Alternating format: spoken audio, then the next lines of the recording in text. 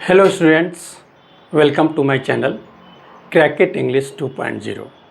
आज इस वीडियो में हम लोग सब्जेक्ट वर्ब अग्रीमेंट का पार्ट 11 करेंगे और कुछ इम्पॉर्टेंट रूल्स करेंगे, है ना। और इस पार्ट 13 में, है ना, पार्ट 11 में हम लोग रूल नंबर 13 करने वाले हैं, है ना, 14 करने वाले हैं। ठीक है, पहले हम लोग 13 को समझते हैं, क्योंकि ये भी जो रूल आज हम लोग सीखने वाले हैं वो बहुत इम्पॉर्टेंट रूल है। इसमें बहुत इम्पॉर्टेंट कंसेप्ट हम लोग सीखने वाले हैं और इस रूल के माध्यम से। ठीक है, चलिए हम लोग समझते हैं। ठीक है, रूल की ओर बढ़ते हैं हम लोग। वह रूल कौन है बेटा? चलिए, नथिंग एवरीथिंग के बाद बट आता है। बट के बाद नाउन, ठीक है ना बेटा। सिंगुलर काउंटेबल भी आता है। मीन्स इस बट के बाद, है ना बेटा, कि बट के बाद नाउन सिंगुलर काउंटेबल भी आएगा, अनकाउंटेबल भी नाउन आएगा बेटा, ठीक है ना। और पीसीएन माने प्लूरल काउंटेबल नाउन भी आएगा। और ये जो स्टेटमेंट है, यदि सब्जेक्ट के रूप में यूज होता है तो इसके बाद आने वाला जो वर्ब होगा बेटा वो आपका सिंगुलर होगा, फिक्स्ड है। ठीक है, वर्ब यहाँ फिक्स्ड है कि सिंगुलर ही होगा। ओके, कितना इंटरेस्टिंग रूल है ना, बिल्कुल ठीक है ना बेटा। अब देखिए इसके पीछे क्या लॉजिक है, क्या कंसेप्ट है कि इतना सारा नाउन आया है ना, सब्जेक्ट के रूप में। नथिंग एवरीथिंग प्रोनाउन आया है। ये नथिंग एवरीथिंग या नाउन कौन सा सब्जेक्ट बनेगा इस किसी भी सेंटेंस में, है ना। मीन्स ये वर्ब किसके अनुसार यूज होगा, किसके लिए आया है? ये नाउन के लिए आया है या ये प्रोनाउन के लिए आया है? ठीक है, इस कंसेप्ट को समझने के लिए, सब्जेक्ट को पकड़ने के लिए कि रियल सब्जेक्ट कौन है, हम लोग क्या करने वाले हैं, कंसेप्ट को समझने वाले हैं। ठीक है माय डियर स्टूडेंट, चलिए तो अब कंसेप्ट शुरू होता है।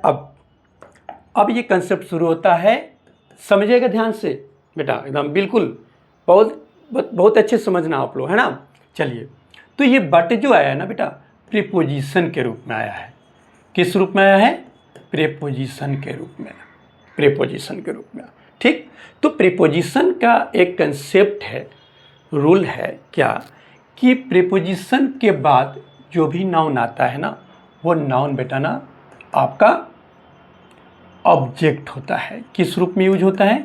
ऑब्जेक्ट होता है, ऑब्जेक्ट के रूप में माना जाता है, ऑब्जेक्ट के रूप में होता है। और बट के पहले जो है, जो भी नाउन प्रोनाउन आया है, ये आपका सब्जेक्ट के रूप में यूज होता है। कुछ कंसेप्ट को छोड़ करके, कुछ केसेस को छोड़ करके, है ना। प्रीपोजिशन का एक अपना ऑब्जेक्ट होता है, प्रीपोजिशन का अपना ही ऑब्जेक्ट होता है।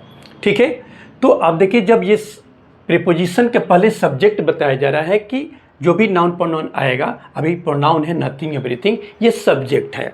और हम लोग सब्जेक्ट वर्ब अग्रीमेंट में के रूल में हम लोग नथिंग एवरीथिंग यदि सब्जेक्ट के रूप में यूज होता है बेटा, वो आपका वो सिंगुलर वर्ब लेता है। ठीक है ना, बात समझ रहे हैं ना। तो हमेशा ये सिंगुलर वर्ब लेता है, ये हमेशा दोनों सिंगुलर वर्ब लेता है। ठीक है, इसीलिए यहाँ पर आपका वर्ब फिक्स्ड है, सिंगुलर। बात समझ गए? फिर से एक बार कि प्रीपोजिशन बट किस रूप में यूज हुआ है? प्रीपोजिशन के रूप में यूज हुआ है। ठीक है, प्रीपोजिशन के रूप में, क्योंकि बट जो होता है ना, दो रूप में यूज होता है। इसको भी हम बता देते हैं नोट में लिख करके, ठीक है ना बेटा, कि ताकि कभी ज़िंदगी में भूलेंगे नहीं, अच्छे से नोट्स बना पाएंगे आप। ठीक है, तो बट जो यूज होता है, बट दो रूप में यूज होता है। ठीक है, एक आपका प्रीपोजिशन जो अभी हम लोग कर रहे हैं, जो अभी प्रीपोजिशन के रूप में यूज है, और दूसरा कंजंक्शन के रूप में, जोड़ने के काम करते हैं, कंजंक्शन के रूप में यूज होते हैं। जब ये कंजंक्शन के रूप में यूज होता है तो बट का मीनिंग अलग होता है। क्या होता है? के अलावा। इसका मीनिंग क्या निकलता है? के अलावा या के सिवाय। ठीक है, के सिवाय मीन्स इंग्लिश में एक्सेप्ट, ठीक है। और इसका कंजंक्शन के रूप में बट का हिंदी क्या होगा? लेकिन, किंतु, परंतु, ये मीनिंग होता है। ओके माय डियर स्टूडेंट्स, बात समझ गया ना कि बट प्रीपोजिशन के रूप में यूज होता है तो ये मीनिंग निकलता है ना। बट कंजंक्शन के रूप में यूज होता है तो लेकिन, किंतु और परंतु अर्थ निकलता है। ठीक है, मीन्स अर्थ बनता है। बात समझ गए। अब इसके थोड़ा एग्जाम्पल समझते हैं हम लोग, है ना बेटा। क्या एग्जाम्पल करेंगे ना, तभी ना बात समझेंगे अच्छे से। और हाँ बिल्कुल, देखिए, nothing but trees is are all around. ठीक है, तो रियल सब्जेक्ट कौन है? रियल सब्जेक्ट कौन है बेटा? ठीक है, ट्रीज, या ट्रीज लिखना है, ट्रीज। ठीक है, तो रियल सब्जेक्ट कौन है पता है ना? नथिंग आपका सब्जेक्ट हो गया। ठीक है, और बट आपका क्या बना बेटा? प्रीपोजिशन बना। और ट्रीज आपका किस रूप में यूज है? तो ऑब्जेक्ट के रूप में यूज है। ठीक है, ये जो वर्ब यूज होगा किसके अनुसार? नथिंग के अनुसार, कि न कि आर होगा।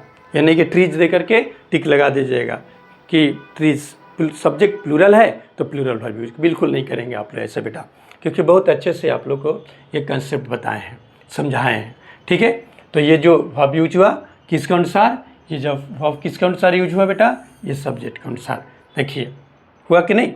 बिल्कुल क्लियर कंसेप्ट हुआ। ठीक है, बात समझ गए बेटा। तो इस कंसेप्ट को बहुत अच्छे से समझ गए होंगे, मुझे आशा है कि आप लोग बहुत अच्छे से, है ना, समझ गए होंगे, है ना। इस वीडियो को बहुत अच्छे से एंजॉय किए होंगे बेटा। अगर ये वीडियो अच्छा लगा होगा, यदि ये क्लास आपको अच्छी लगी होगी तो लाइक और सब्सक्राइब कीजिएगा बेटा, क्योंकि हम लोग आप मेहनत करते हैं आपके करियर के लिए, आपके भविष्य के लिए, आपके फ्यूचर के लिए। ठीक है, इसलिए प्लीज़ हम लोग को मनोबल बढ़ाने के लिए आप लाइक और सब्सक्राइब जरूर करें। ठीक है, थैंक यू, धन्यवाद।